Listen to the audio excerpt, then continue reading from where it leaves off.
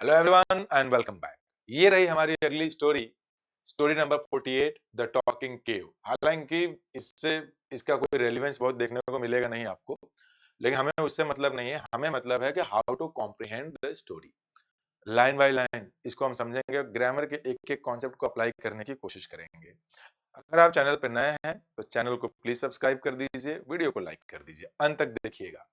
As I always say, to comprehend any sentence, the first and the foremost thing is to identify the verb and the subject. पता कर लिया? पता करने के बाद फिर ये पता करिए कि what is the tense of the verb. So this is in past tense because this is the second form of the verb find.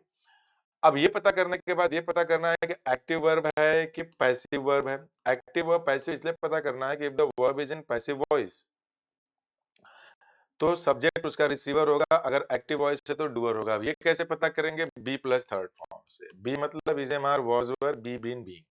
B के किसी भी फॉर्म के बाद अगर आपने वर्ब की थर्ड फॉर्म देखी है तो इसका ये मतलब है कि पैसिव वॉइस है। पैसिव वॉइस है तो जो भी इसका सब्जेक्ट होगा वो उसका रिसीवर बन जाएगा। फिलहाल यहाँ ऐसा नहीं है तो ये डूअर है। तो सब्जेक्ट कौन बनेगा? लायन। सिंगुलर काउंटेबल नाउन है इसलिए आर्टिकल अ लग गया। हंग्री क्या बता रहा है? इसके बारे में बता रहा है, जो कि एडजेक्टिव है। पूरा का पूरा एक नाउन फ्रेज बन गया जो कि सब्जेक्ट का काम कर रहा है। अ हंग्री लायन, एक भूखे शेर ने पाया। क्या पाया भाई? एन एम्प्टी केव। एक भूखा कोई शेर था, उसको कहीं गया होगा, घूम रहा होगा, एक गुफा मिला। गुफा कैसा था? तो खाली था। इस वर्ब का ये ऑब्जेक्ट है, ये भी एक नाउन फ्रेज है। देखिए होता क्या है कि एक वर्ड है तो नाउन हो सकता है, ग्रुप ऑफ वर्ड्स है और अगर सब्जेक्ट या ऑब्जेक्ट का काम कर रहा है तो नाउन फ्रेज बन जाएगा। ही गेस्ड, अब ये ही लगा हुआ है उसी लाइन के लिए, ये सब्जेक्ट हो गया क्योंकि नाउन के रिपीटिशन को अवॉइड किया जाता है। फिर से वर्ब आ गया, मैंने पहले भी बताया है। टू नरेट अ स्टोरी या फिर किसी भी स्टोरी नरेशन में we either use present indefinite tense और पास्ट इंडेफिनिट टेंस। तो इसमें करना क्या है आपको कि पास्ट में चल रहा है तो पास्ट ही चलेगा। ये सब्जेक्ट डूअर होगा क्योंकि पैसिव वॉइस नहीं है। क्यों नहीं है? क्योंकि बी प्लस थर्ड फॉर्म में नहीं है। तो इसने इस काम को किया होगा, उसने अनुमान लगाया, क्या सोचा? इट क्या? इट आया है। प्रोनाउन तो कोई ना कोई नाउन रहेगा। जैसे केव के बारे में बात हो रही है, केव सिंगुलर है, नॉन लिविंग है, तो अदर देन ह्यूमन बीइंग के लिए इट का यूज करते हैं हम सिंगुलर होने पे। इट बिलोंग टू, ये किसका है? बिलोंग टू का मतलब है किसका है, कौन रहता है यहाँ। It belong to a jackal, CR का है, किसी सीआर के बारे में सोचा। I am not talking about the great scientist doctor Jekyll, I am talking about jackal. अच्छा, वो जैकॉल शक्तिमान वाला जैकॉल की बात कर रहा हूँ भाई, अदरवाइज मत लीजिएगा। To trap him, to trap, trap verb हो गया आपका, नॉन फाइनाइट वर्ब, उसको फंसाने के लिए। किसको फंसाने के लिए? जैकॉल को। भाई जैकॉल तो फंसा नहीं पाएगा शेर को, तो शेर ने सोचा कि चलो लपेट देते हैं इसको भी। द लायन, तो कौन फंसाने वाला रहा होगा? लायन ही, इसका भी डूअर हो गया। द लायन हिड, हिड क्या है? हाइड का सेकेंड फॉर्म होता है। हाइड का मतलब होता है छिप जाना, ये छिप गया। सब्जेक्ट डूअर है, कहाँ छिप गया? इनसाइड। इनसाइड यहाँ पे एडवर्ब है।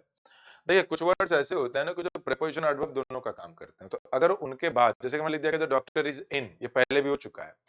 अगर इन है, इसको इसका कोई नाउन नहीं मिल रहा सेंटेंस में तो ये एडवर्ब है। लेकिन the doctor is in the class, sorry in the cabin, class में डॉक्टर क्या करेंगे? हालांकि हो सकता है किसी पर्टिकुलर सिचुएशन पर, लेकिन जनरल सिचुएशन लेके चल रहा हूं मैं। The doctor is in the cabin, तो इसका ये मतलब है कि इन प्रीपोजिशन है क्योंकि इसके बाद नाउन आया हुआ है। एक जनरल कॉन्सेप्ट है ये, कुछ पैटर्न बदल भी सकते हैं इसके। द लायन हिड इनसाइड मतलब बाहर नहीं, अंदर की तरफ छिप गया।